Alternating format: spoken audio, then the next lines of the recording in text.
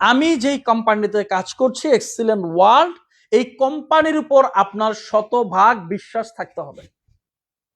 এখন প্রশ্ন করতে পারেন যে তাপস স্যার বলছে যে এক্সিলেন্ট ওয়ার্ল্ডের উপর আমার শতভাগ বিশ্বাস থাকতে হবে সফল হওয়ার জন্য, এই জন্য আমি বিশ্বাস করব না। এই জন্য বিশ্বাস করলে আবার আরেকজনের কথা আপনি অবিশ্বাসও করবেন। আগে আপনাকে রিয়েলাইজ করতে হবে, অ্যানালাইসিস করতে হবে, রিসার্চ করতে হবে এই কোম্পানিকে নিয়ে, কোম্পানির বেসমেন্ট নিয়ে, কোম্পানির ফাউন্ডেশন নিয়ে আপনাকে আগে বুঝতে হবে এই কোম্পানিটা কিভাবে তৈরি হয়েছে, এই কোম্পানির আজকের অবস্থানটা কি। আমি কিছু ইনফরমেশন দিই আমার অভিজ্ঞতা থেকে। আমি এক্সিলেন্ট ওয়ার্ল্ডের সাথে বিজনেসটা স্টার্ট করি 2019 সালে সেপ্টেম্বর মাস থেকে আমি শুরু করি। আমি শুরু করার কিছুদিন পরেই সুযোগ হয় কোম্পানিতে ট্রেনিং ডিপার্টমেন্টের দায়িত্ব নেওয়ার, ট্রেনিং ডিপার্টমেন্টে ট্রেনিং করানোর। আমি বাংলাদেশের বিভিন্ন জায়গায় ট্রেনিং করাই, কিন্তু অল্প কিছুদিনের মধ্যেই আবার একটা মহামারী শুরু হয় সারা পৃথিবী জুড়ে, কোভিড-19 করোনাকালীন সময়। আমি যখন বিজনেসটা স্টার্ট করি, আমি পয়েন্টগুলো কেন আপনাকে বলছি তাহলে আপনি বুঝতে পারবেন, বুঝতে সহজ হবে। একটা কথা বলা হয়, বিপদে বন্ধুর পরিচয়। কে আপনার আসল বন্ধু এটা বুঝতে পারবেন কখন? আপনার সবচেয়ে খারাপ সময় যখন আসে তখন। একটা কোম্পানি যে সঠিক কোম্পানি এটা আপনি বুঝতে পারবেন কখন? সবচেয়ে খারাপ সময়ে এই কোম্পানির অ্যাক্টিভিটি কেমন থাকে এটার উপর ডিপেন্ড করে। 2019 সালে আমি যখন শুরু করি সেপ্টেম্বরে, কোম্পানিতে প্রোডাক্ট সংখ্যা ছিল 59টা প্রোডাক্ট। কয়টা প্রোডাক্ট? 59 প্রোডাক্ট ছিল আমি যখন শুরু করি 2019 সালে। বর্তমানে এই কোম্পানিতে প্রোডাক্ট আছে 400 প্লাস। আমি কিছু পয়েন্ট নিয়ে কথা বলবো, আপনারা বুঝতে পারবেন এই কোম্পানি সম্পর্কে। আমি যখন বিজনেসটা শুরু করি কিছুদিন পরেই ট্রেনিং করাই। একটা জায়গায় গিয়ে ট্রেনিং করাইতাম চিটাগাং রোড। আমার অনেক কষ্ট হতো ট্রেনিং করাতে। ছোট্ট একটা রুম ছিল, এসি ছিল না, প্রচন্ড গরম ছিল, ভাড়া করা অফিস। করোনাকালীন সময় একটা মিটিং এ এমডি স্যার ঘোষণা দেয় যে চিটাগাং রোড আমরা 2600 স্কয়ার ফিট ফ্লোর ক্রয় করতেছি। আমি নিজে অবাক হয়ে গেলাম, এটা কিভাবে সম্ভব? এমন এক সিচুয়েশন করোনাকালীন সময়, যেই সময় কোনো বড় কোম্পানি মার্কেটে ইনভেস্টমেন্ট করতে ভয় পায়। কর্মচারীদের ছাঁটাই হয়ে যাচ্ছে, অনেক কর্মচারীর বেতন অর্ধেক করে ফেলতেছে। কোম্পানিগুলা সে মার্কেটে 2 টাকা বিনিয়োগ করবে এটা নিয়ে টেনশন করতে হচ্ছে। এমন এক সিচুয়েশন, যেই সিচুয়েশনে এক্সিলেন্ট ওয়ার্ল্ডের মালিক সিদ্ধান্ত নেয় তারা চিটাগং রোডে যে অফিস, এই ভাড়া করা অফিসে থাকবে না, নিজের অফিস ক্রয় করবে, এবং কিছুদিনের মধ্যে অফিস ক্রয় করে ফেলে। আমার কাছে ভালো লাগে। আমার কাছে মনে হয়েছে এই ব্যক্তিটা, এই ভদ্রলোকটা হাজার হাজার বছর বিজনেস করার জন্য মার্কেটে এসেছে। এই 2600 স্কয়ার ফিট অফিসের পাশেই আরেকটা অফিস ছিল, এটা অন্য একটা কোম্পানির ছিল। তখন কোম্পানির সিদ্ধান্ত নেয় যেহেতু নিজস্ব অফিস ক্রয় করছে, ওইখানে ব্যবসা আরো অনেক বেড়ে গেছে, এই অফিসে হচ্ছে না, এর পাশের অফিসটা কিনে ফেলবে। আরো 2600 স্কয়ার ফিট ফ্লোর কোম্পানি ক্রয় করে ফেলে ওইখানেই। এর আরো কিছুদিন পরে, এটা কিন্তু করোনাকালীন সময়ের কথা বলছি, একটা গ্রামীণ ফোনের একটা অফিস ছিল এইটারই ওই ফ্লোরেই। কিছুদিনের মধ্যে ওইটাও কিনে ফেলে, ওই ফ্লোর পুরাটা সম্পূর্ণটা কোম্পানি ক্রয় করে ফেলে। এরপরে কোম্পানির উপরে আরেকটা অফিস ছিল অন্য কোম্পানির, ওটা আমাদের কিনা ছিল না। কোম্পানি কিছুদিন পরে উপরের ফ্লোরটাও ক্রয় করে ফেলে। এইভাবে করে ছোট্ট একটা ভাড়া করা অফিসে ওইখানে বিজনেস ছিল, ওই অফিসটা এখন 9500 স্কয়ার ফিট, সম্পূর্ণটা কোম্পানির নিজস্ব ক্রয়কৃত। এই যে বিনিয়োগটা করেছে, আমার ভালো লাগার জায়গা। কোম্পানি বড় হচ্ছে, কোম্পানি বিনিয়োগ হবে, এটা কোনো ঘটনা না। আমার সবচেয়ে ভালো লাগার জায়গা, এই বিনিয়োগটা করেছে কখন? সবচেয়ে খারাপ সময়। হ্যালো, আমি যখন মার্কেটিং প্ল্যানটা দেখি, আমি কোম্পানির যিনি মালিক সরাসরি ওনার সাথে আমি প্ল্যানটা দেখি। ওনার সাথে সর্বপ্রথম যেদিন আমি বসি, বসুন্ধরাতে বসেছিলাম, ওইটা ছিল কোম্পানির হেড অফিস। ছোট্ট একটা অফিস, অনেক বড় অফিস ছিল না, শুধু একটাই চেম্বার ওই অফিসে। ওই চেম্বারে এমডি স্যার বসতো। ওনার কাছে গিয়ে আমি আসলে হেড অফিস দেখে মোটিভেটেড হই নাই, আমি সবচেয়ে বেশি মোটিভেটেড হয়েছিলাম ওনার কথা শুনে। ওনার চোখ মুখ, ওনার বচন ভঙ্গি, ওনার স্বপ্ন আমাকে মোটিভেট করেছিল। আমি ওই দিন সিদ্ধান্ত নিয়েছিলাম এরপর থেকে আমি অবজার্ভ করা শুরু করি কোম্পানিটাকে। এই ছোট্ট একটা অফিস, উনি ওই দিন স্বপ্নের কথা বলছিল যে বসুন্ধরাতে সবচেয়ে দামি জায়গায় আমার অফিস থাকবে, আমি ভাড়া করা জায়গায় থাকবো না, আমার নিজস্ব ক্রয়কৃত জায়গায় আমার অফিস থাকবে। আজকে দেখেন বসুন্ধরা আবাসিকের সবচেয়ে দামি বিল্ডিং হলো জেসিএক্স টাওয়ার। বসুন্ধরা, আপনি যেই এরিয়া দিয়েই বসুন্ধরা এরিয়াতে ঢুকবেন সেই এরিয়াতে দেখবেন জেসিএক্স এর বিজ্ঞাপন। এটা বাংলাদেশ এবং জাপানের যৌথ মালিকানায় বিল্ডিংটা করা হয়েছে। ওই জেসিএক্স টাওয়ারে 12,000 স্কোয়ার ফিট ফ্লোর কোম্পানি ক্রয় করেছে, এটাও করেছে করোনাকালীন সময়।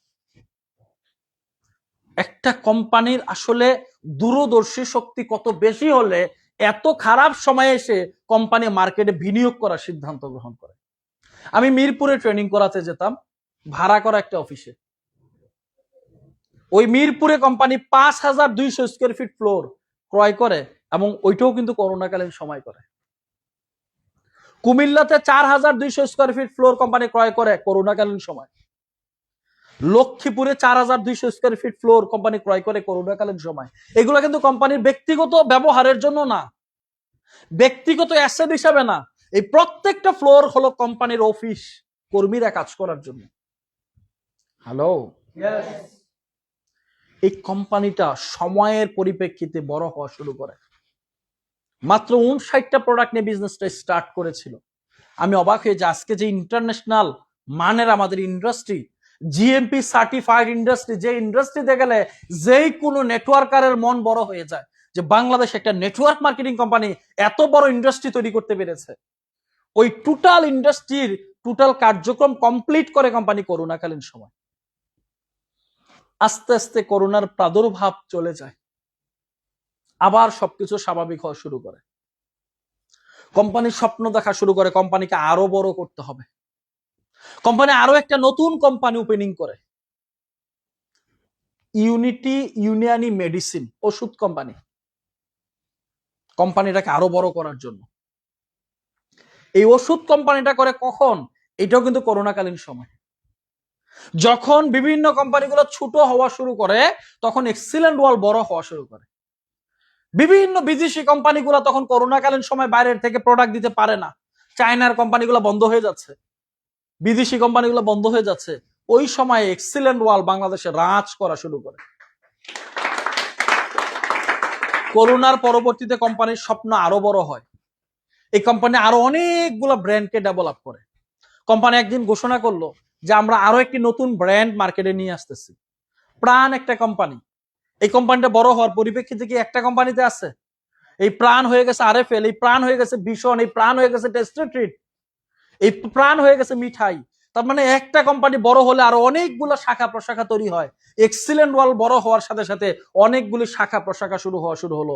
এক্সিলেন্ট ওয়াল আরো একটি কোম্পানিকে মার্কেটে নিয়ে আসলো। মালিক একজন, কোম্পানি একটা।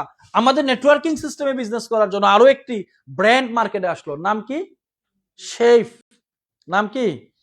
মেডিসিনের পরিবার আসলো শেফ। মশলা আইটেমের 42টা প্রোডাক্ট নিয়ে সেই ব্র্যান্ড মার্কেটে যাত্রা শুরু করলো এই করোনা পরবর্তী সময়। এর কিছুদিন পরে এই কোম্পানি আরো একটা ব্র্যান্ড মার্কেটে নিয়ে আসলো। ওই ব্র্যান্ডের নাম হলো মিস্টার রয়্যাল। নাম কি? মিস্টার রয়্যাল ব্র্যান্ডের আজকে অসংখ্য প্রোডাক্ট কিন্তু আমাদের আছে। Yes or no? একেবারে সরিষার তেল থেকে শুরু করে, সরিষার তেল, চিনি গুঁড়া চাল, লাল চিনি, কাঠবাদাম, কাজু বাদাম, চিয়া সিড, এরকম অসংখ্য প্রোডাক্ট নিয়ে আসছে মিস্টার রয়্যাল ব্র্যান্ডে।